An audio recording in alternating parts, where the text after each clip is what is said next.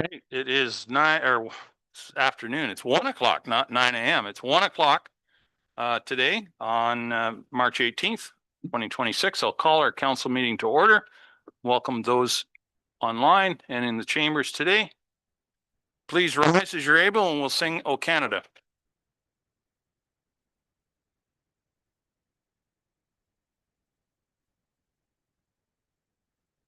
O Canada, our home and native land, true patriot love in all of us command. With glowing hearts we see thee rise, the true north strong and free.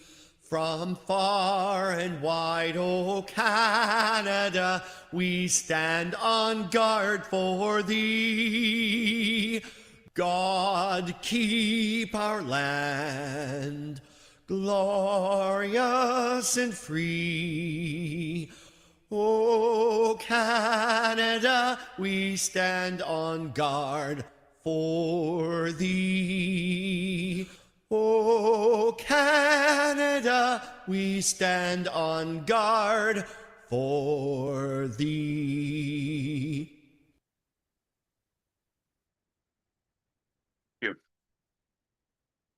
As we gather, we recognize and acknowledge the traditional keepers of this land with whom we share today.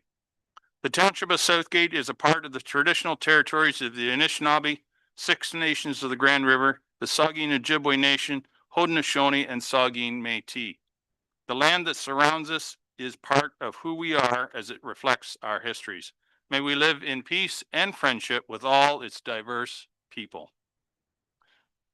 Madam Deputy Clerk, is there anyone registered for open forum?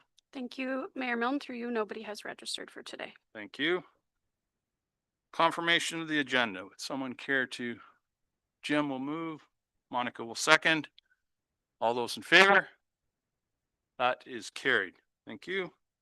Is there any declaration of interest related to any item on today's agenda? Barb. Thank you and good afternoon. I will be declaring a declaration of interest in the closed session matter 14.1. And I have sent my declaration form to the clerk. Very good. Thank you. Anyone else? Not seeing one. If one should arise during the course of the meeting, you can, of course, declare it at that time. So we're going to, if council is agreeable, we'll need to amend our agenda just a little bit. Savannah Myers from the county that is coming to present on the memorandum of understanding has been delayed somewhat, so we expect her shortly. But I wonder if the council's all right, we'll go straight into the planning reports. Is that agreeable? We have minutes there? Oh yeah, we do so. Well, let's do the minutes first and then we'll go into the planning department if that's agreeable. Very good. So the minutes are there from March 4th, council in closed session. Jason will move. Barb will second. Any discussion? All those in favor?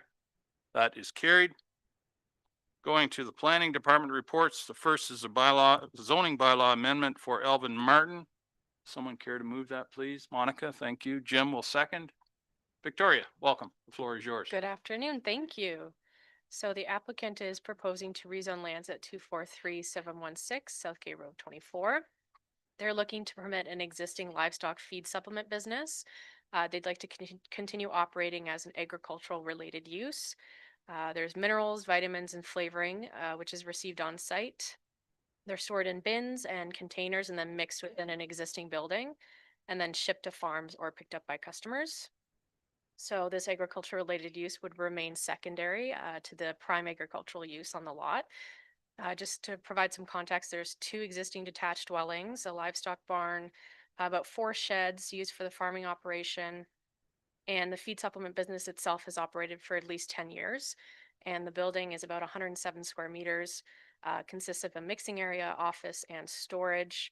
And the township official plan doesn't limit these agricultural uses in size, but they do point to the zoning bylaw to regulate the amount of land dedicated to the use as well, and the size of the buildings. So they're requesting an amendment to address a complaint that was received through the township's bylaw enforcement department. So just to go over some zoning bylaws, section 3, it doesn't specify feed supplement business as a permitted home industry. So rules that limit floor space and outside storage to 200 square meters would, along with a limited zoned operation area, would minimize impact on adjacent lands as well. And staff are recommending site plan approval. The agent also provided an updated site plan after the writing of this report, which is available on the township's website. They just wanted to show that some existing storage bins to the west of the mineral mixing shop will be removed and then replaced with some other storage bins and an elevator with a roof, so it won't be movable. So staff increased the recommendation to permit approximately 150 square meters, just to give them some leg room, a total gross floor area for the structures in the rezoned area as well.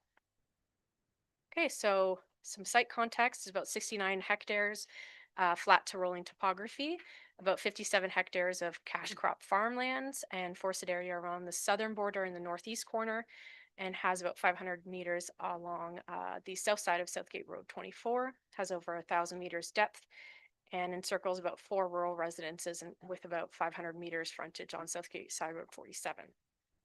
We also included in attachment 2 a 2018 excerpt from a video of the site from the street as well. And nearby lands are mainly agricultural, with some heavily naturalized areas as well to the east and the south.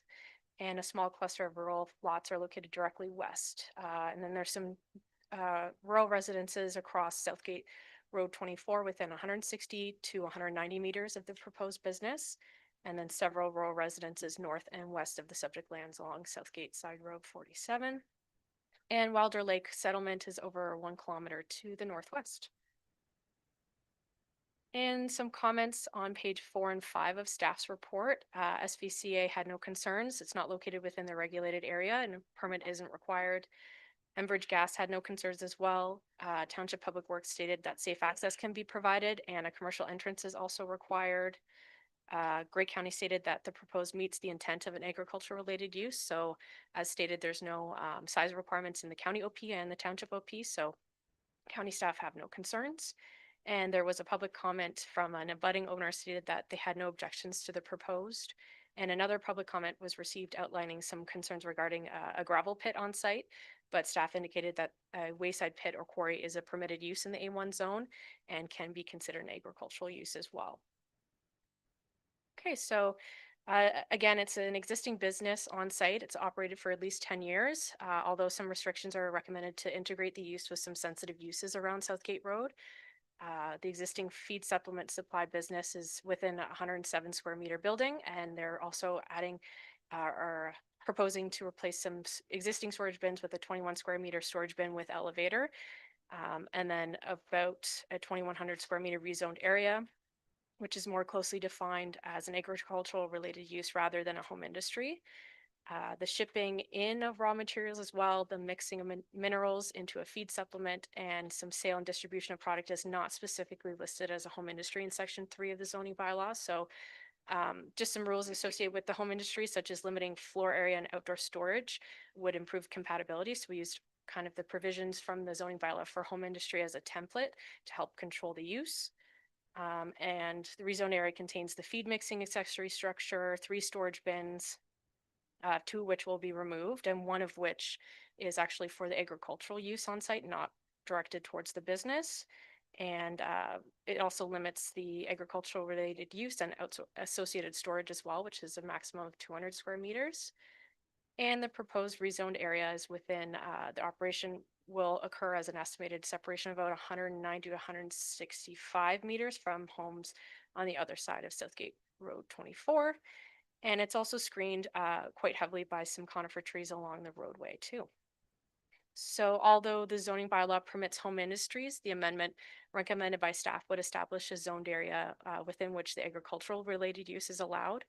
And the proposed use is consistent with the provincial policy, complies with the county and township OPs, where agricultural related uses are encouraged but not limited in size within an agriculture area. And it's not exempt from site plan approval as recommended by staff. It will require site plan approval. And staff recommend approval at this point. Happy to take any questions. Thank you, Victoria. Are there any questions or discussion from council? Okay, not seeing any. I'll call the question. All those in favor? That is carried. Thank you, Victoria. The next planning report is from or regarding OPA 625 and OPA 11, alternative measures regarding our official plan, county's official plan. Someone care to move that, please? Joan, thank you. And Jim will second. Ken, I believe this is yours. Yeah, Or is yours, sir? Thank you, your worship. Good afternoon, your worship and members of council. So before you is official plan amendment number 11 to the township's official plan, which would enact and activate policies from the Planning Act related to alternative measures.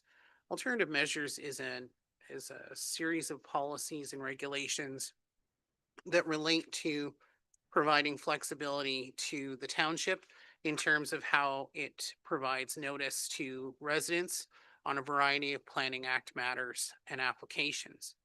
It does not affect how the township would give notice of decision and sort of the end result of your decisions or committee's decisions. And it also does not affect applications that are administered and go to Grey County. The alternative measures policies were created as a result of changing local media landscape here in Ontario.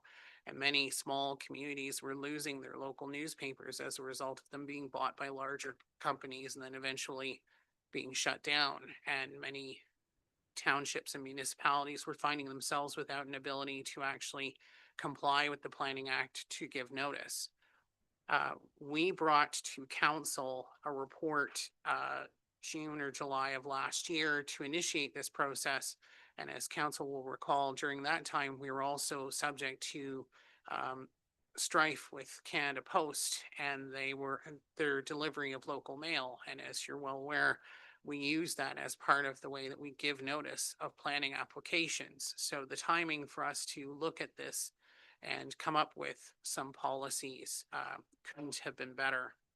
Before I go too far into this, I just want to clarify that the attachment 1 to the report that has been provided was the original version that we started off with in terms of the policies we suggested. The final version is what you'll find in the bylaw section today and has changed as a result of discussions with council.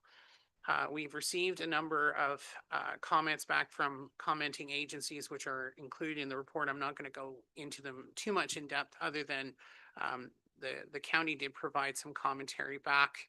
I will say that I don't think the county necessarily understood those policies because they haven't been used in this area, and having had previous experience, I was happy to provide them some training and an understanding of the legal guidance I've received over time about them. And we have had our legal counsel through TRC Law review the OPA in depth throughout this process. But essentially what's before you is the OPA that would activate and create the policy framework. And then we would activate the alternative measures if need be. The key to what we've proposed is flexibility. So you may see policies in there that essentially repeat some of what's already in the act, but there's some nuance to it that it provides us the flexibility to make some choices so that if we give notice via personal notification and personal service, we also could choose to include a couple of things that under the Planning Act, it's either one or the other. And we've done that to provide ourselves some flexibility in the case of, say, Canada Post going on strike again. We want to recognize what we hope will not happen in terms of our local media. We're very lucky that we have good local media coverage in terms of the Dundalk Herald. But, you know, good planning is looking ahead to what we hope will never happen and making sure that we're ready for that day. So all of the policies proposed are really looping back to the way the Planning Act is written, that it's to the satisfaction of the clerk. And included are some flexible policies that we've found through our research with other municipalities, especially in terms of amending our community improvement plan, for instance, but also amalgamating how we do surplus farm dwelling severances. So one of the proposed policies is that where committee of adjustment will deal with the severance element, but as council is aware, when you do a severance for farm residents, there's a rezoning that has to happen pursuant to provincial policy to make sure that the farmland component can never have a dwelling on it. What the policy amendment in alternative measures would allow is that council and committee can simultaneously deal with both, and there would be one notice combined for both. And so long as all of the necessary information under the act for both types of applications are provided, then council would not actually have to hold a public hearing. It would be committee that would deal with the public hearing element of it. And the matter would simply come to council for a decision on the rezoning element. And we think that will help speed up some of those applications. And just to emphasize that all of this is about continuous improvement, being ready to respond and be flexible to the changing nature of media here in Ontario, and give us the flexibility to be able to adapt and move as we need to. It also includes recognizing that there are a number of electronic elements that we can use in terms of when we have open houses and if we need to engage, but also recognizing that we have a component of our community that do not have access to the internet. And so there's also that recognition built into the policy. With that, I will just say that I'm happy to take any questions and we can go from there. Thank you, Your Worship. Thank you, Ken. And I'm glad you touched on our local media. We are very fortunate here to still have the Dundalk Herald and the good work that they do in our community. So, questions or discussion from council? Joan, please. Thank you, Mr. Mayor. Ken, just a quick question here. You said the committee will deal with matters not coming to council. You're talking about the Committee of Adjustment or just the planning department? Through Your Worship, in terms of a surplus farm dwelling severance, with the way alternative measures would allow us to deal with the rezoning element and the severance element, it will be Committee of Adjustment. Yes, you're correct. That would deal with the public hearing and public meeting component of that once this policy comes into effect. Thank you. Okay. Essentially, it would eliminate the need for 2 public hearings. Okay. Okay. Anyone else? Barb, please. Thank you, and through you, thank you, Ken, and thank you for all the detail. The key word is we have an alternative means to what is the standard in the event of a disruption, in the event that the paper is unavailable, in the event that the Canada Post goes on strike. These are things that we can activate in case those other options are not available, not instead of. So I appreciate that you mentioned that. And I still have a question which perhaps our deputy clerk can speak to, or perhaps you have an answer now, is why are we proposing that there is no public meeting for an amendment to the community improvement plan? That's the part that I don't understand, because a public meeting doesn't rely on Canada Post or doesn't rely on the newspaper, although those are opportunities to advertise those public meetings. And so I'm struggling to understand why we wouldn't hold a public meeting for an amendment to a plan, whether it's to add or to subtract from it. Thanks. So through Your Worship, we did some research into how other municipalities were using the alternative measures policies. And one of the comments that Denitza, our legal counsel, provided to me was the fact that the province gave, in enacting these alternative measures provisions, they're very broad and they give councils a lot of ability to think outside the box in terms of, do you want to try to process improve? Do you want to make things more efficient and try to make things easier? Because as we know, when a planning application, for instance, comes in, it takes a great deal of time to get to council because we have to give notice, and that takes time to get the ads out in the newspaper and issue letters and things like that.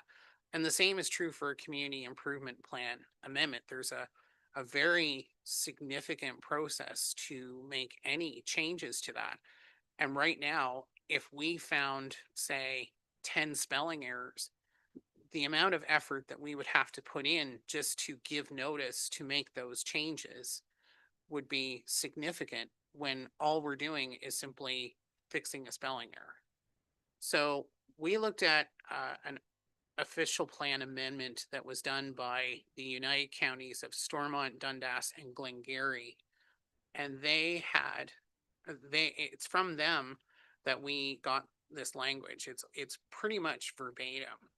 And in talking with their staff, their logic was really that they want to try to make the process for the business community in terms of coming through Brenna as the economic development officer who brings you these items of whether or not to give money through the CIP easier, so that if there was a change, if there was something that the community improvement plan didn't consider or had in it that really wasn't aligned with, say, a change in thinking, instead of having to go through this extremely significant process, it would be refined down to a very minimal amount of time. This doesn't mean that there wouldn't be public engagement, because the public can still provide correspondence into council on such an amendment. It's simply that the amount of time that notice is given and the amount of notice is simply reduced. Go ahead. Thank you for that. And I'm grateful for the opportunity that there's still public opportunity to provide input, because it still has to come to council for approval. But that's like a 5-day window from the time the agenda is published. And it indicates that it would only be posted on the website. So specifically, just posting it on the website at what point in time, and not everyone has internet capability. I understand that when there is no print media and there's a Canada Post strike. But how do we get the message out if people are not comfortable navigating the website every day? So that's where I struggle with blanketly stating that there would be no public meeting. I understand the housekeeping changes, all of those things are, that should be common sense. It's when we are looking to add or subtract specific opportunities that businesses can take advantage of under the CIP. Thank you. So through your worship, just in response to your question, Deputy Mayor, there's nothing in that that would preclude that if we felt that there needed to be an amendment, there would be a lack of any public engagement prior to that. So under the current process, and Brenna can correct me if I get this wrong, there's a whole bunch of notice that has to be published in newspapers, and I think it's just in the newspaper, or is it newspaper and our website, some combination thereof. But in terms of the timing, it's months out. And so when you start adding up the time it takes for staff to ramp up to be able to give that notice, then the notice itself, and then bringing it to council, you're talking probably 4 to 6 months to make a change to the CIP. Pretty much. What this would do is bring it down to a number of days in terms of giving notice of the hearing date or the there would be a no hearing required. It would be 5 days before council would then, it would be on your agenda to make a decision. But that doesn't mean that if Brenna wanted to make a change to the CIP, we wouldn't go out and engage the public before activating that process. It's just not specifically saying within the provision that, oh, by the way, it's 2 steps. Because in my mind, we would want to go out to the business community and say, this piece doesn't get used very often. Do you want us to keep it? We want to put this piece in. What do you think? And then trigger the notice to say, okay, the item is now coming to council for a decision. Joan, please. Thank you, Mr. Mayor. Through you. Ken, why is it so time consuming if we're following the route that we're following now as opposed to you changing it? Because you said you have to go through here and there, and we're looking at 4 months as opposed to cutting out the council part, and it will take such a shorter period of time. What is it that it's keeping that process for it to be so time consuming to get to that point as opposed to cutting out that? Just a little bit more clarification there. Just to clarify, Councillor John, I'm not saying that council's being cut out of it. What I'm Also being cut out. Yeah. Just to not bring that part to council, it will take 2 weeks, but if you're gonna bring it to make all the changes and everything, it's going to take 4 months. So just clarify that for me. That's the understanding that I got. through you, that's an estimate, and that's being conservative in how much time it would take to put together a notice, because there's, in the act, when you give notice of a change of a CIP, there's also a whole bunch of things that have to be included in that notice, such as the ability to appeal and rights of appeal. So as council may be aware, when you sit as committee of adjustment, one of the things that gets said when when you start the meeting is be aware of your appeal rights and things like that because of recent changes. So it does, putting a notice together is not something that we can do in probably we would need at least a couple of days. Then if that notice has to go to a newspaper, there's some back and forth in terms of what the deadline is, when does it get published. That all starts adding up time to be able to actually get that notice published. What this is doing is simply saying you don't have to have a public meeting for a change to the CIP, so long as you've given 5 days notice in advance of the council meeting that you're going to bring the amendment to the CIP forward. And that in doing so, when you give that notice on our website, that it includes the necessary information under the Planning Act about appeal rights. What it doesn't exempt, and at least in my mind, in how we would operate, is this idea that we wouldn't engage the public in some other form. It just makes it easier for us to not have to go through the more complicated notice process that takes so much time. The whole idea behind this is going back to council's strategic plan about continuously refining and improving our processes to make them faster and more efficient. Thank you. That makes sense. Any other questions or discussion? I guess one question I would have from the chair would be that nothing in this precludes when it does come to council. If council sees the need or wishes to delay it, they can push it back and ask for a public meeting at that time, right? Through your worship, absolutely. Yeah, go ahead, please. Thank you. And I guess this comes back to when we get bylaws and policies and we're reading them for a first, second, and third time in the same meeting, or we've only had 5 days. So in this instance, if we felt there was a need for more consultation, we could read it for a first and second time and then defer the third reading to the next council meeting, thereby only delaying it for 2, possibly 3 weeks. Yes, that's correct, through your worship. Okay, any further discussion? I'll call the question. All those in favor?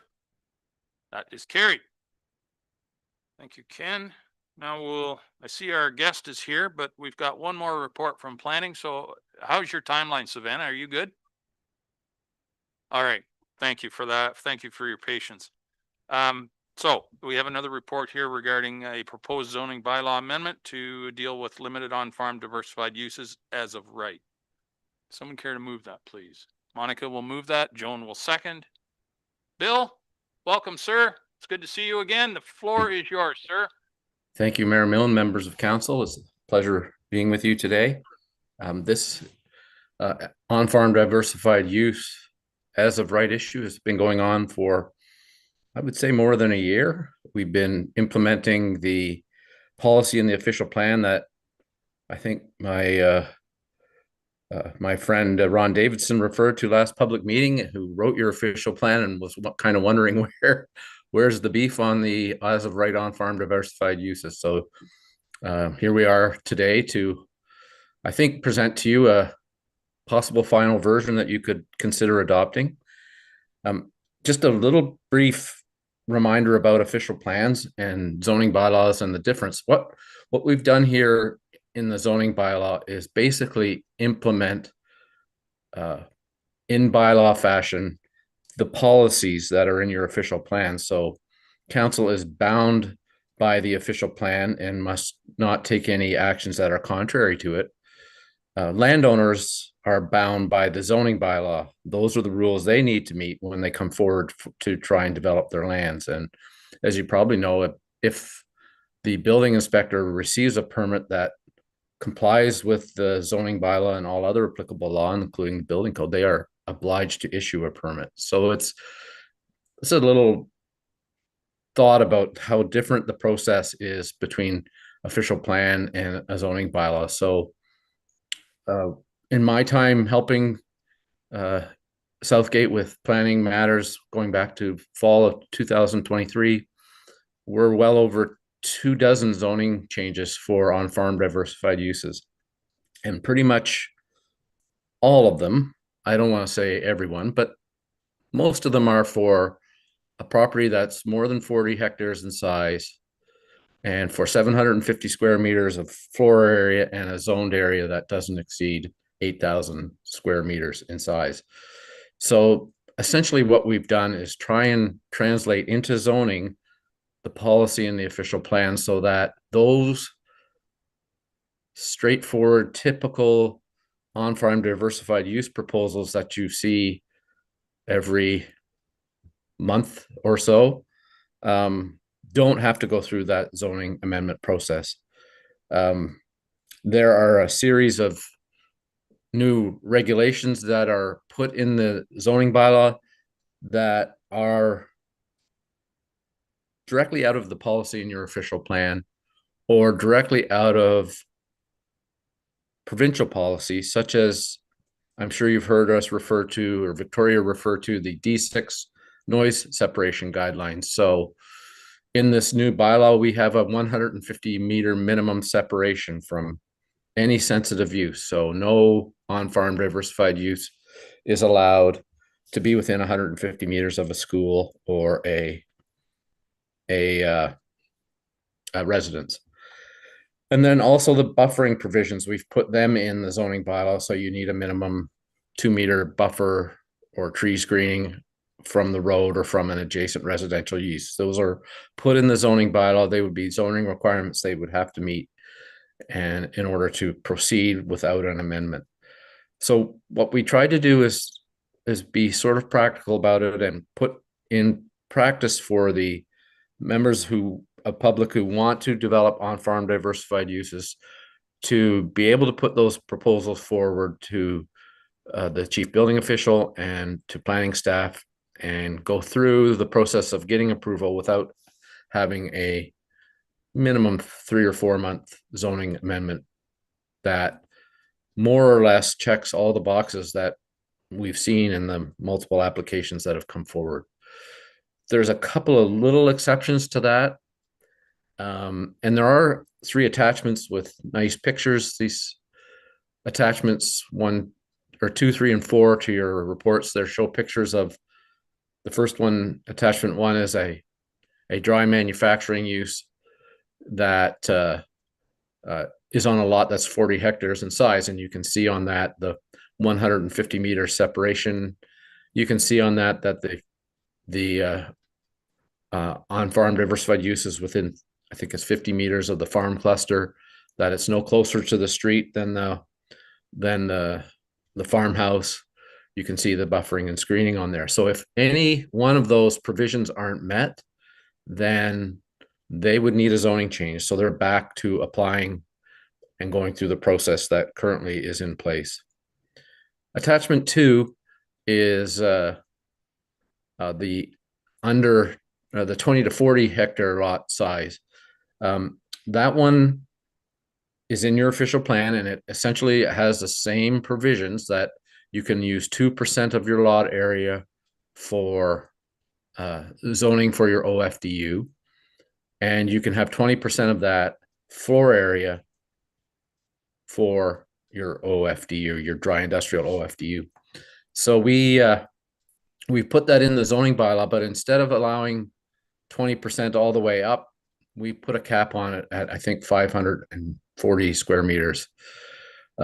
So there's actually anything bigger than that on a lot that's between 20 and 40 hectares in size, anything that has gross floor area larger than that would again need to go through your zoning change process. And all of those on 20 to 40 hectare lot dry industrial uses would need to be 150 meters from a sensitive use like a church or school or a residence, and would have to be 120 meters away from a wetland, and would have to be within 30 to 50 meters of the farm cluster and no closer to the road than the existing residence.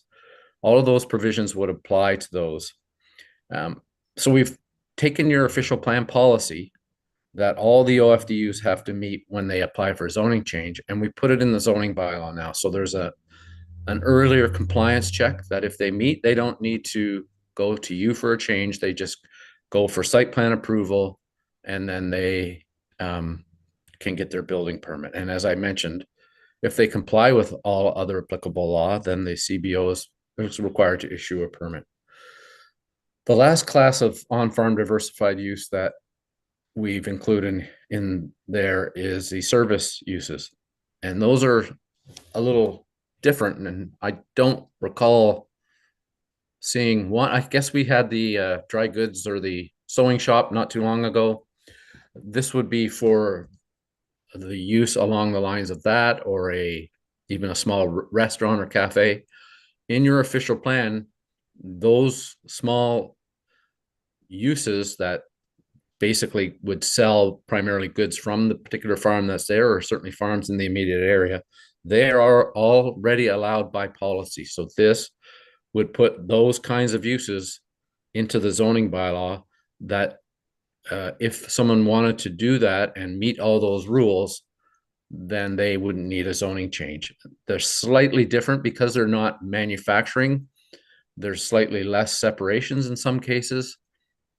There is a larger or a much smaller limit. I think you may recall in one of our earlier reports, we measured the size of various restaurants around town and in the township, and we're around 300 square meters. So that's the maximum size of a service use you're allowed to have, regardless of the lot size.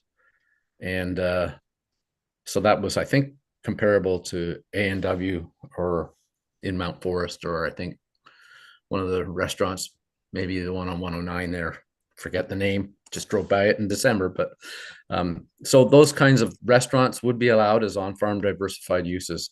There's specific rules on outdoor seating in there. I think it's 10% to a maximum of a certain amount. And then also rules for garbage enclosures and things like that. So again, what we've done is try and take the policy and the official plan, which says that you are to council, this one or a past one or a future one, I guess, was supposed to allow them as of right in some form. And so that's what we've tried to do through this year-long process that did include an open house and a public meeting. Most of the comments in the open house were related to one that was kind of a hot issue at the time. And they did a D6 zoning, a D6 noise analysis, and that was submitted and approved by council. But So they wouldn't need to do a D6 if they have the 150-meter separation in these particular ones that we're recommending you consider allowing as of right. So I think there's a little bit of information on how much floor space that has been created through the zoning amendment process, and it's a lot. Comparable to a good sized department store, a good sized grocery store, and the number of jobs that's been created through this process as well. And I know that the economic development officer and some of the staff have been out to see some of these, and they employ people from your community also. And by and large, I haven't been around as long as many of you, but I hear of very few complaints about their operation. They tend to be clean, and the biggest thing I think is that council's been grappling with is traffic concerns and when they get located on gravel roads and so forth. But I'm not sure that that has resulted in any one particular application being stopped. So I think this is another process enhancement that is in accordance to your official or your strategic plan, and also according to your official plan, which says that you're supposed to do this. And obviously Mr. Davidson was watching, and so here it is, and we'll see if council's willing to consider it, and I'm happy to try and answer any questions. Very good. Thank you, Bill, for that report. Are there any questions from council? Monica, please. Good afternoon, everyone. Thank you for the report. I guess the question would maybe sound a bit obvious, but with regards to OFDU, where have you seen location-wise in Southgate, where have you seen most of this request being made, like geographically? And how many of these have you noticed have come up in the past 24 months? Ken, the director would have some of that, but through the mayor, I don't think they focus anywhere in particular. Honestly, I think we've pretty much seen them everywhere. But I stand to be corrected on that, and I think we're over 24 in the last 24 months. But So Dan, you want to add anything? yeah, if I may, your worship, Bill's correct. There's no one specific area. They're spread out throughout the community. We looked back to the beginning of January 2024 to see just how many council has dealt with. So including one file that had started its life late in 2023 and then carried over into the planning meeting in January. Council has had a total of 32 on-farm diversified use applications as of today from January. And And just- that's just in the roughly 24, maybe probably slightly higher months. But just to clarify, those 32, would they qualify under this proposal here? Through your worship, we didn't get into that specific. Okay, We just wanted to look at just how many we've actually had. very good. Monica, you had a follow-up? Go Yes, ahead, please. Thank you, Chair. Just through you, just a comment. I am one for creative solutions, especially right now that will help economic growth. But of course, I would just ask or always think about the common questions that's already been brought up by Mr. White about the traffic considerations, the increase in people or activity on that particular area, and those that are nearby, right? Those are the common ones that you've already touched on, but I am one for a creative solution, especially in the environment we are right now economically. Thank you. Any other questions? Barb, please. Thank you, and through you, I just want to thank Bill and Ken for all of the detail that is in the report, but also that happened through email. You satisfied a lot of my concerns, especially when we were proposing to increase the square footage, the floor area of one particular area. You explained it that this is to mirror what is in our official plan. And so that's great. And also, if you could elaborate just just for anyone who may be interested, how the site plan addresses the concerns that have been addressed over a 10-year period where on-farm diversified uses has established a protocol like dust suppressant, openings of windows and doors away from receptors, buffering, how that all plays into the site plan and is being incorporated automatically now, as opposed to having to advocate for those things. Right.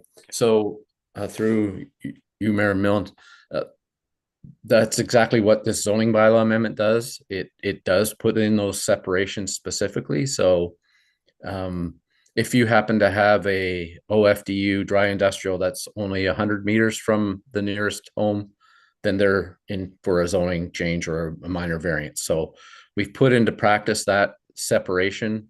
And so you will still have those situations where if there's one that's getting closer than 150 meters, there will be a public notice procedure. What council has done in the past and what staff has included in the site plan agreement that occurs for a lot of these on-farm diverse, in fact, all of these on-farm diversified uses, is that if there is a separation that's less than 150 meters, or even if it isn't less than 150 meters, there are provisions that if there's a bylaw complaint, then the bylaw officer can go out and ask for doors to be closed, for ventilation to be directed away from certain sensitive uses. So there's those provisions have been on the council's plate in the past, and they are continued to be enforced through the site plan agreement. So we have a special provisions section in all of them. It's actually Schedule C, and it lists all the special requirements there for any dry industrial, any service industrial use, and that includes the ability to require them to close any openings and to direct openings away from sensitive uses. So those provisions that are in the zoning bylaw as recommended now are enforced all the way through into the site plan agreement. So there is, I would say, substantial protection for sensitive uses and for homes that are near these. And the council saw fit to make sure that happened in the site plan agreements in the past, and that will continue. Thank you. Thank you, Bill. Monica, sure, go ahead, please. Thank you, Chair. Just through you, just for benefit of the public and just for a reminder, is it the official plan that's reviewed every 5 years for the site plan? Through the mayor, that's correct. There's a 5-year review, and in some cases it's 10 years, but it is reviewed every few years. And of course, any amendment comes to you for review as well, and then goes to the county for approval. But that's correct. And are we in our 5th year, or is that coming up in 5 years? Because we did our CIP, so sometimes I get mixed up. 2022, I think, was your official plan. So you're a year away from a 5-year review, and yeah. And so I was going to say generally every term of council. Oh, Generally. yes, sure. So in that case, would this, if this passes through, I guess at that time it would be officially updated in the official plan, or is that something that's really required? Right.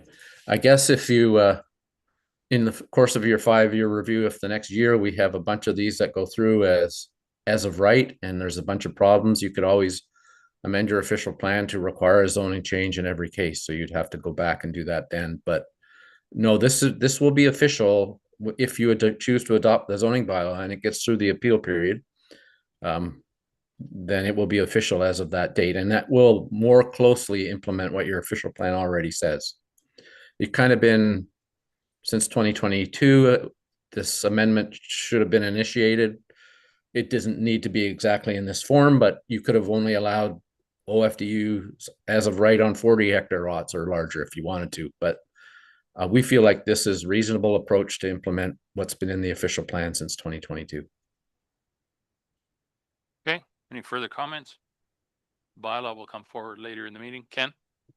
Through your worship, if I may, I just wanted to add some kudos to Bill in terms of this project. mainly for these incredibly wonderful and intricate drawings that he put together for our open house. I don't know if you if council is aware, but he did these on his own through Word. It was not a graphics program. I don't know how. I just wanted to give my thanks to Bill. These drawings have been lovely to have, and we look forward to having him contribute more drawings like this as we do more public engagement.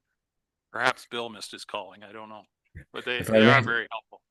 If I may say that one of the things that this amendment does is give me less hours to book for for Southgate. So you'll see some savings in that because I usually spend a few, not that I didn't even actually on those drawings, but you know, I'm usually 3 or 4 hours looking at these as they go through and providing comments. So that is cut considerably. So I'm kind of working my way out of less work, which is fine. We can focus on some other things for you guys. All right. Thank you, Bill. Thank you, Ken. Last call. I'll call the question. All those in favor? That is carried. Alrighty. Now we'll go back to item 7.1 on our agenda. We have a presentation. Savannah Myers here from the manager of economic development, culture, and a director, sorry, not manager, director of culture and tourism. So Savannah, welcome. You are here to give a presentation on the Team Gray MOU. So the floor is yours, Savannah. And again, welcome to Southgate. Sorry that you Thank went to you. the wrong location, but we do that on purpose so people can see the whole township. Yeah, I was gonna say it was a great day for a drive, not like yesterday, which was good, but I know better than to let my maps read from my calendar. So that is on me. And I'm so sorry, but it was lovely to tour. And thank you for switching things around. Not at all. But very happy to be here today and talk to you about the Team Gray MOU. I've got a couple of slides, but I know Brenna also has an accompanying report Yep. to go along with this. So I will start it off and then she'll be able to wrap up afterwards. But the Team Gray MOU, this is something that was asked for by all of our member municipalities when we were developing the Economic Development and Tourism Culture Master Plan. So that is our strategic plan for our department that sets out a 10-year vision and 5-year action plans. And this was one of the very first items, as you'll see, priority number 1, leadership and collaboration. How do we work together to build cohesion and develop Team Gray so that we can really apply our resources in an efficient way and have a louder voice when we're talking to the province, when we're talking to industry, whoever it happens to be. How do we better come together? And out of that is where the Team Gray MOU came from. So under priority 1 of leadership and collaboration, you'll see 1.4 was the development of this MOU to really help member municipalities and the county to clearly define roles, responsibilities, resources, and expectations. This MOU could cover so many things, but we are trying to keep it small, trying to start with foundational works. So the MOU only talks about the items that are outlined in these 2 tables here under priority 1 and 2 of the master plan. Eventually, someday, maybe as we get really good at continuing to build this cohesion, we can expand the scope. But for right now, just to draw everyone's attention, this is really the limit of what we're looking at. It is the foundational work of economic development and investment readiness right across Grey County. Made in Gray approach. This is something that I know I've talked to this council many years ago about, and county council hears from me all the time about Made in Gray, but it really is important that we get to determine things for ourselves and not have things happen to us. And that is part of what this MOU is founded in. So what really gets us excited about the approach to this is that we get to formalize collaboration that is already happening. We are so fortunate in Grey County between our member municipalities and the county itself to have really strong collaborative relationships with staff, with councils, and to be honestly wanting to work together and enjoying that work that we get to do together. We know that is not the norm everywhere, but here in Grey County, it really is. So how can we look to strengthen and formalize what already exists, but celebrate and hold on to who we are both individually and collectively? And this is really important because it is about deciding what we want the county together to look like and taking a proactive collaborative approach so that we can get there in a way that is sustainable to all of us and all of our resources. Things don't just happen to us. And the italicized point on here, in my mind is really, really important because it's the local priorities and characters that have an important role to play when we think about building the region and building Team Gray, because our regional strength comes from the collection of 9 unique member municipalities. To have you all look the same, do the same, be the same, that doesn't help anybody. It doesn't help us sell Grey County to the residents and businesses who are here today or to the ones who may want to come to us tomorrow. We really need everybody playing their own unique role so that we have this big, beautiful story to be able to tell at the end of the day of what makes Grey County so unique. So the MOU is made up of two distinct but related parts. The first piece of the MOU, it applies equally to all member municipalities right across Grey County. It was developed with all 9 member municipalities, and I'll show you the engagement pieces towards the end of this slide. But no matter what, with council endorsement here, with council endorsement from all of our other municipalities and the county, it would apply. The annual work plans, that gives us a little bit more flexibility for some individual works with our municipalities. So that is designed to really engage in a given project. It could be between Southgate and Grey County. It could be between Southgate and your neighbors, and Grey County's not even a part of it. Or it could be multiple municipalities coming together with the county to do something. But it really gives us the ability to opt in and out of projects in a particular year. And look at the resources and the priorities that we have in that given year. So if you don't have a special project that you want to work on in a particular year and there's no extra additional resources you're looking for, that's okay. The next year you may have 2 or 3, and that helps us build out our work plans and really identify where those priorities and joint opportunities come from. So just a note there that, you know, whether you have a work plan or not, it doesn't impact your ability to participate in that broader MOU. So why an MOU? We already talked about the fact that we're doing this work, we're already collaborating, but we really want to strengthen that relationship between Grey County and the member municipalities and help us better clarify the roles and responsibilities so that we can continue to improve during staff transitions and things like that. So it's not just in our heads and in our minds. I mean, right now it's in Brenna's head, it's in my head, but hopefully we're here forever. If we're not, at least there's a framework here that gives us the ability to pass it along. And that's really important. It gives us the mechanism to propose and evaluate, implement projects that are tailored to individual municipalities. And, you know, I think most important to all of us is that we're going to avoid duplication in this effort. Nobody has resources to waste. We need to do everything we can to pool those resources where they make sense, and then to make sure we prioritize them as needed. And then it helps us to operationalize those discussions that we're having through the Economic Development Leadership Series between the Warden's Leadership Luncheon, the Economic Development Leadership Forum. So taking those ideas, those pie in the sky conversations that we have and actually doing something tangible with them on the ground. The other question we often get asked, why now? You've been doing this master plan since 2024. It started in January 1st, 2024. But it was really important that we did this chronologically and we had work to do before we could get to the point of actually being ready to do an MOU. So year 1 was very foundational. It was looking at what tools and templates and resources do we actually need, can we actually afford, and are going to be useful to us. Last year in year 2 was all about studying to better understand the environment, better understand the circumstances, how things are changing. And we know last year threw things into a loop with tariffs and global interests, and that is not going anywhere. We are dealing with that every single day. But we needed to get that work under our belt to understand where the opportunities to really truly collaborate were, where things need to stay individual, and to have a better understanding of what that environment looked like. So that's why we're in year 3 of a master plan and now coming to all of our municipalities with the MOU. It's also meant to position the teams for success because we have introduced these tools and templates and shared platforms. But we also want to make sure we're all committed to using them, because we also don't want to invest in something that a year or 2 from now we find out doesn't really make sense. So making sure that we're all committed to using what it is that we are investing in and that we're assessing and making sure that it still is meeting the needs of what we had looked to do. So this is just a background of the drafting process of what is bringing this MOU forward to you today. It has been a lengthy process, but an important one. We've had a lot of conversation about what could fit in here, the scope, the scale, and what everybody was comfortable with. So beginning in 2023, we talked about this through the master plan development. 2024, the Economic Development Working Group every quarter started to think about and assess what this might look like. In 2025, I attended a local CIO's meeting. That was last May, and Jim was at that meeting to help us kick things off. And then I had one-on-one meetings with each CIO individually to really identify and understand what is different on the ground, where are those trends that everybody's dealing with, and where are the differences. following those meetings, we started to draft an MOU that then went back to all the CAOs and the EDOs in October of last year. In November, we went back to the working group who originally started this work.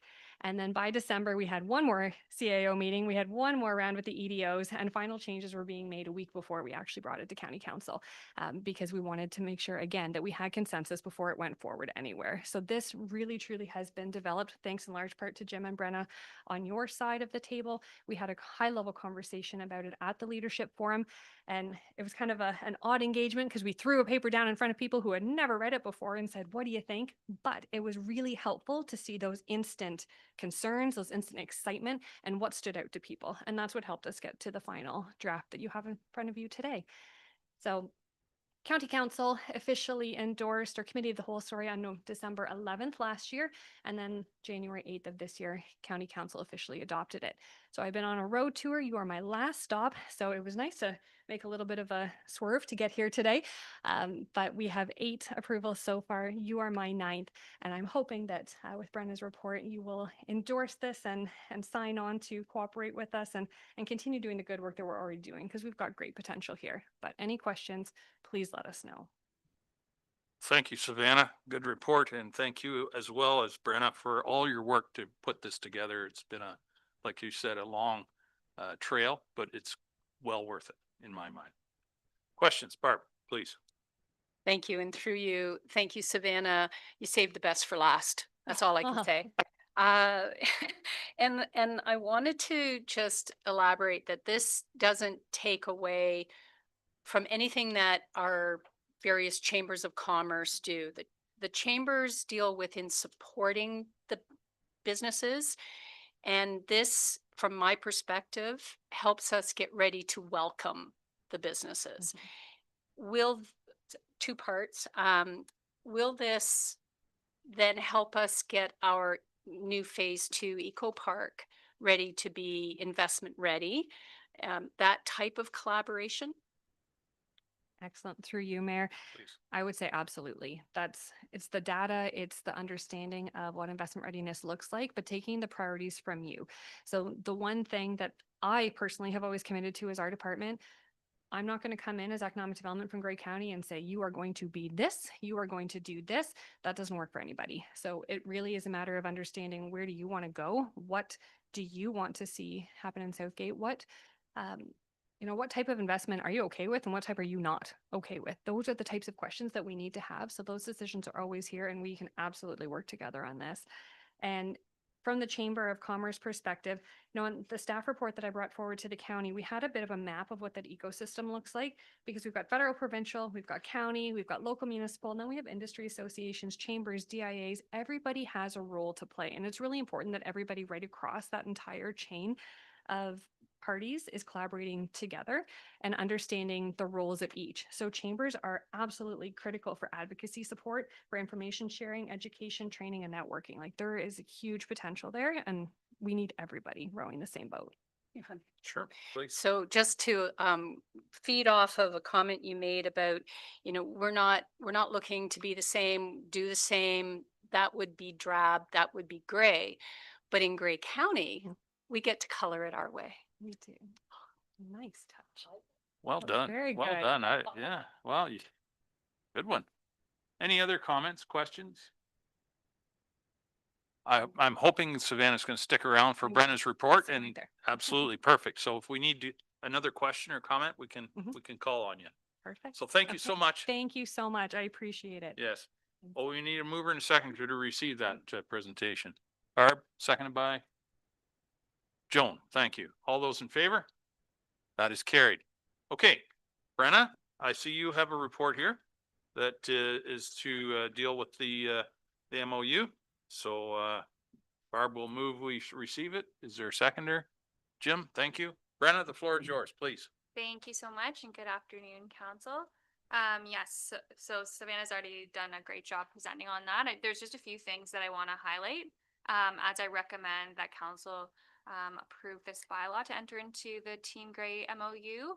I do want to emphasize, if you look at page 32 and 33 of our agenda package, it does showcase kind of the roles and responsibility of both the county and the member municipalities as well, the shared responsibilities, and we are, oh, can you hear me? Not everyone, sorry. Not everyone follows the PDF. Oh, okay. No. Would you, is it It's with in regard to the- the attachment? Yeah, it's in the attachment. Yep, it's the attachment that was sent. So in the attachment, it was page 3 of the 2 and 3 of correspondence. No, there's a few pages of the correspondence. Page 4 and 5 of the correspondence, or page 32 and 33 of the agenda package, just to show that we are already fulfilling those roles and responsibilities. And so this is formalizing it to make sure that we stay on track, we keep up those things. But we're already doing a great job with making sure we have that community vision. We have a point person for economic development, and then we're doing the business retention and expansion. And just to emphasize that these are just the roles and responsibilities specifically for economic development between the municipality and the counties. And I just wanted to give a great example of how we're already using the data through the shared data platform. So when we did our downtown revitalization committee, we had Kalina from the county come and talk to us about the data from the shared data platform, and you can get all the specific demographic information for Dundalk. You can know specifically how many people within certain age categories or income categories and so on.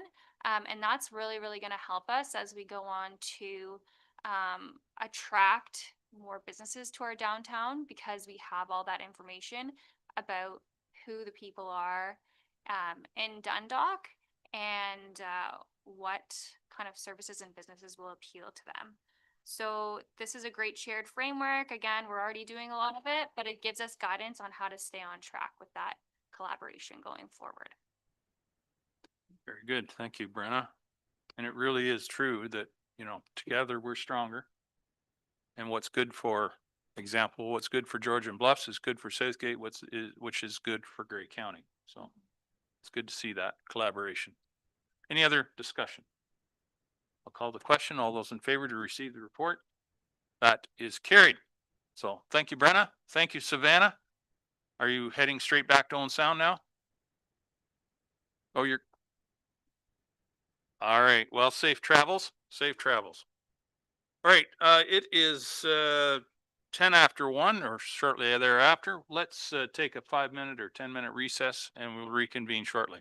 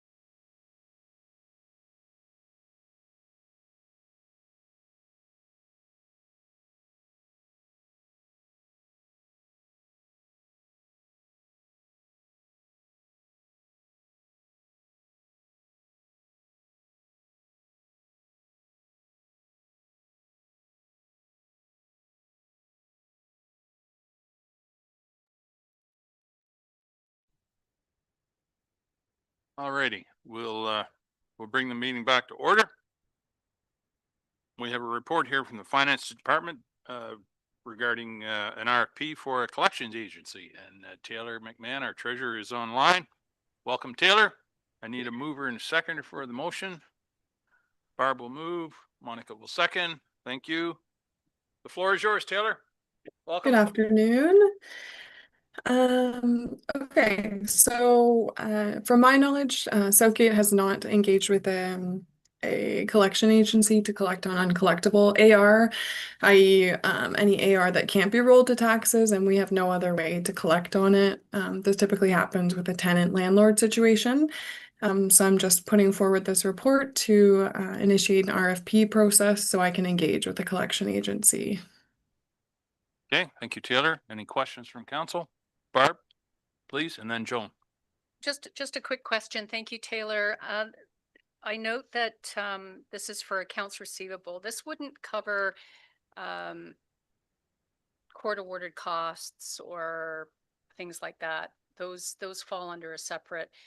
And this RFP process, or the RFP that you wish to develop, would then give us more information about the cost, how they are compensated for their collection. Yes, absolutely. Joan, you have a question, please? Thank you, Mr. Mayor.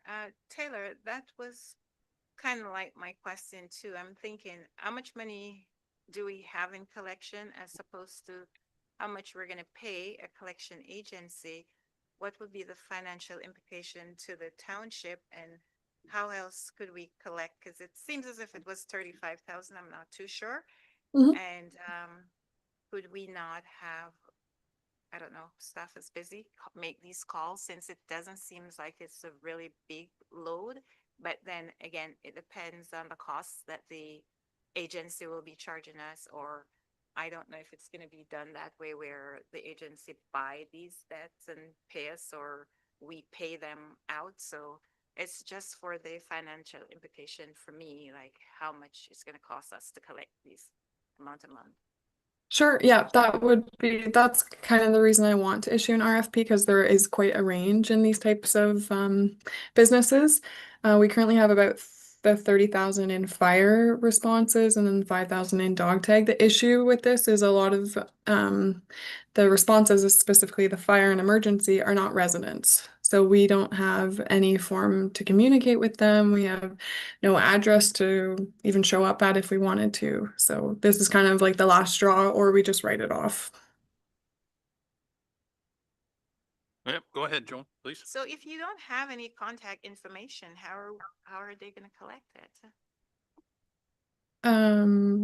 That's kind of up to the collection agency. We don't have to pay them unless they collect anything. We do have some, like if they were a tenant at this in Southgate, then we have limited contact information, but Okay, thank you. The RFP details will suss out all those details to how they're going to get paid, how they're going to find people, all those kinds of things. Any other questions? Jim, please. Good afternoon, good people. We initiated something that we had to deal with water billing. And this was the issue back in the day when the tenants were the ones paying the bills and the owners weren't receiving them. So we reversed that. So the owners received the bills. So in the light of not being able to collect, then we could go back to the owner and put it on taxes if need to. But again, these are people we're not dealing with necessarily that reside in the township as well. So it's a good move on our part to try and get as much as we can what we're entitled to. So Yep, for sure. Thank you, sir. Barb, go ahead. Thank you. And again, through the mayor's comment that the RFP process will suss out the information. In regard to emergency response for non-residents, I'm kind of thinking Highway 10 accidents, those types of responses. Doesn't the insurance company look after those costs? yeah, I know the fire chief could speak better to this, but I'll give it a go. So typically we would either bill the insurance company directly or we would bill the resident and they would send that to their insurance provider. This can take up to 3-4 years to close out. So through this, we're also trying to close that gap as well. Okay. Any other questions? I'll call the question. All those in favor? That is carried. Thank you, Taylor. Thank you. Moving on to legislative services, the clerk's department. We have a report here regarding use of corporate resources during an election year. And of course, this is indeed an election year. So our deputy clerk is here. Holly, the floor is yours. Oh, I need a mover and seconder. I apologize. Jason and Barb. Holly, please. Thank you. Through you, this is just a report seeking approval of our policy for the use of corporate resources during an election year. It is a policy that is mandated by the Municipal Election Act. We have kept it generally the same. There are a few changes we wanted to provide clarity to the wording surrounding what a township resource is. And then there's a little bit of wording about staff involvement in communications. But it is generally the same. I do want to note that the policy that is presented does say that May 2nd is the start of the election period. It's actually May 1st and it has been updated for the bylaw version. And I'm happy to take questions if there are any. Very good. Thank you, Holly. Are there any questions from council? Not seeing any. I'll call the question. All those in favor? That is carried. An additional report here from the clerk's department is regarding the election sign bylaw. And this is a draft for consideration. Someone care to move this? Joan, second by Jim. Holly? Thank Please. you. Through you, Mr. Mayor. This is also a bylaw that we review every election cycle. Recently, there was a decision from the Township of Russell that highlighted the need for municipalities to ensure that we're protecting people's charters of rights and freedoms. So we have gone through our existing policy and decided it would be best to redo it. And that is what is presented as the draft. The major changes are removal of stringent rules, kind of making it less restrictive to make sure that we are in line with the decision from the Township of Russell and that we are following traffic safety rules. That's kind of what our general outline is here. Very good. Thank you, Holly. Are there any questions? Not seeing any. I'll call the question. All those in favor? That is carried. Thank you, Holly. Okay, we have, is there any notice of motion? Not seeing any. Consent agenda. Be it resolved, the council received the consent agenda dated today. So save and accept items, whichever they may be, as there's any that want to be removed. Barb. Yes, I'd like to have 11.4, the Grey Bruce Ontario Health Team, just pulled for further elaboration. Okay, thank you. Any others? Yes, Monica. thank you, Chair. Just want to comment on 11.5. Okay. Any others? Okay, so the motion will read as I read, they save and accept items 11.4 and 11.5. All those in favor? That is carried. Did I have a mover and seconder for that? You were just gonna make it up, right? No, of course you weren't. Who wants to move and second that motion? Jim and Joan, thank you very much. All right, so let's deal with 11.4 first. Barb? Thank you. And I just wanted to point out or highlight to anyone listening that there's an opportunity if you are without a family practitioner or you have moved to the area and your family practitioner is a significant distance away, you can register for Healthcare Connect. And the goal of the province is to connect people who are without a primary physician or family health team with one in the area by 2029. But they can only do that if they know that you're without. So I encourage everyone to go to Healthcare Connect. if you are in those two categories. It's not just if you don't have a family doctor, it's if you are also traveling back to the city, perhaps for a family doctor. Thank you. Very good. Thank you. So you'll, I'd still want to move it as information. okay, to receive for information. Is there a seconder? Oh, Joan seconds it. Jim, did you have a comment? Yeah, this has come up in discussion as well.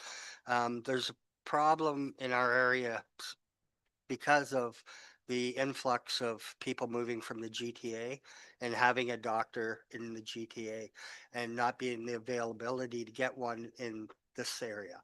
So the problem is they don't want to de-roster from where they are, which doesn't get them on this list. So it's a catch-22, but the big thing is that they need to get on this list so they can get a practitioner or a physician in our area. So, Right.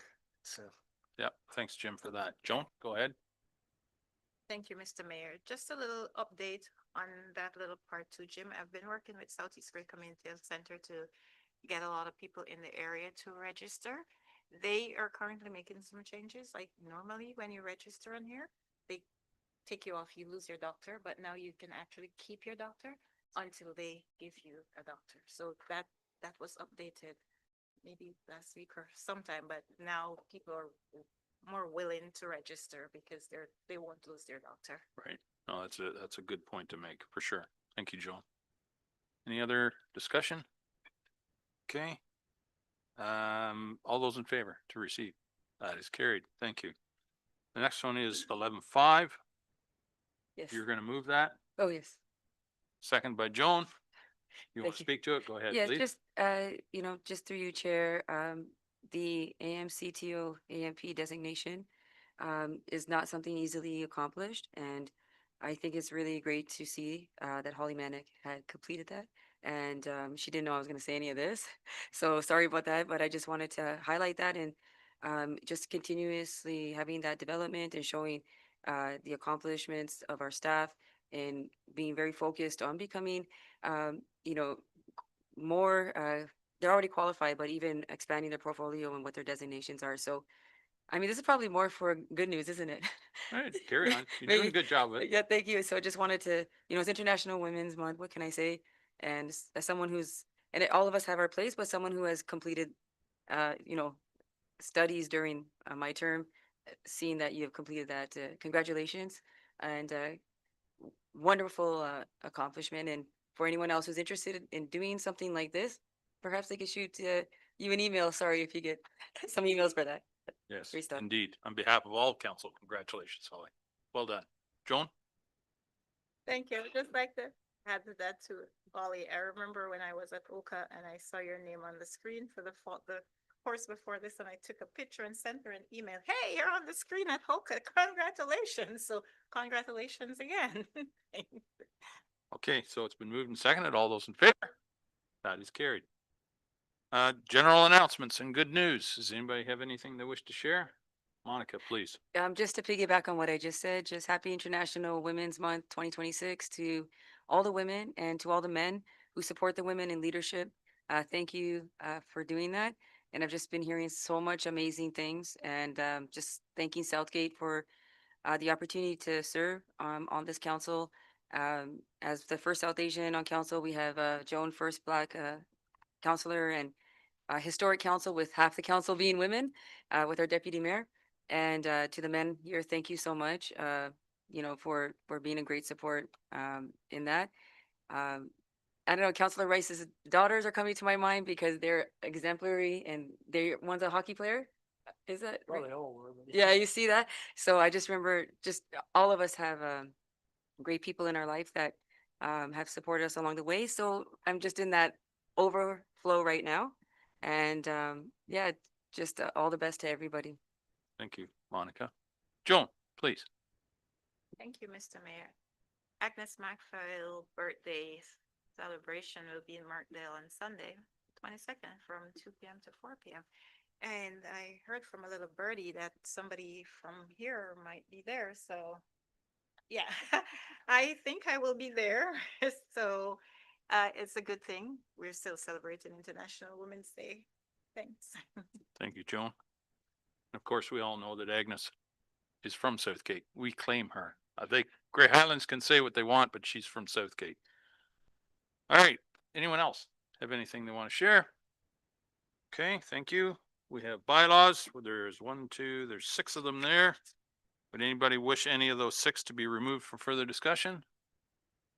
Okay, be it resolved, the following bylaws dated March 18th be read a first, second, and third time, finally passed, signed by the mayor and the clerk, sealed seal of the corporation, entered into the bylaw book. Someone care to move? Jim, please. Seconder? Monica, thank you. All those in favor? That is carried. Well, in fact, there was 7. So there's another one there. Closed meeting. Be it resolved, the council proceed into a closed meeting at, it is 1:30 in order to address 2:30. Oh yeah, I still haven't changed my watch. You know why I don't do that? Because I can't see my watch unless I have my glasses on, so I hardly ever change it. It's a lot easier not that. Anyway, that's another story. I'll start over. Be it resolved, the council proceed into closed session at 2:30 in order to address 4 matters relating to litigation to potential litigation, including matters before administrative tribunals affecting the municipal or local board, specifically litigation update, and a proposed or pending acquisition or disposition of land by the municipality or local board, specifically acquisition of land, and that all those remain in attendance. Someone care to move that, please? Jim will move, Joan will second. All those in favor? That is carried. So council will now resolve into closed session.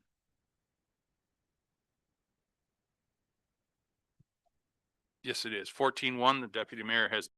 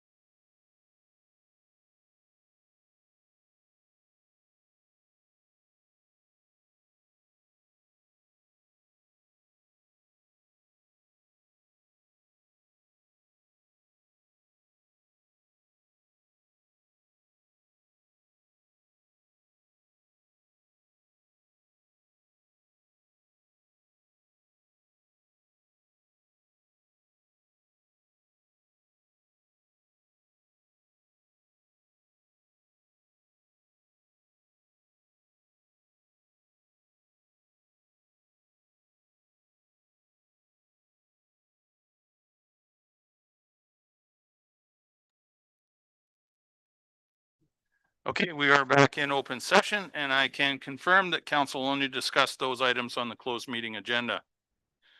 We have a confirming bylaw. Moved by Jason, second by Barb. All those in favor? That is carried. One more motion to adjourn. Jim and Joan, all those in favor? We stand adjourned. Thank you, ladies and gentlemen.